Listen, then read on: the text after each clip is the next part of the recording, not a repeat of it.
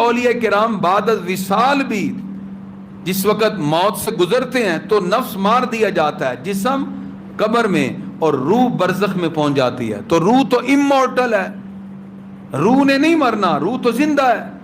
اب اللہ کے ولی کے جو تصرف تھے وہ تو روح کے ساتھ تھے.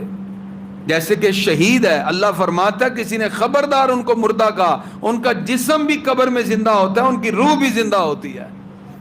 وہ کیسے لوگ ہیں جو کہتے ہیں نعوذ باللہ محمد صلی اللہ علیہ وسلم سے بھی مانگنا حرام ہے، صرف ٹائی پتلون کوٹ پہن کے یہ سمجھتے ہیں ہمیں دین آ گیا ہے. ایسے نہیں دین آتا. حضور صلی اللہ علیہ وسلم کی آپ بات کرتے ہیں، ہمارے آقا کا کلمہ پڑھ کے جس نے شہادت کا درجہ پایا وہ امتی قبر میں زندہ ہے، تو نبی کا کلمہ جس نے پڑھا ہے وہ زندہ ہے. تو جس کا کلمہ پڑھا اس نبی کی اپنی زندگی کا کیا مقام و مرتبہ ہوگا. ہمارے آقا بھی زندہ ہیں، اولیاء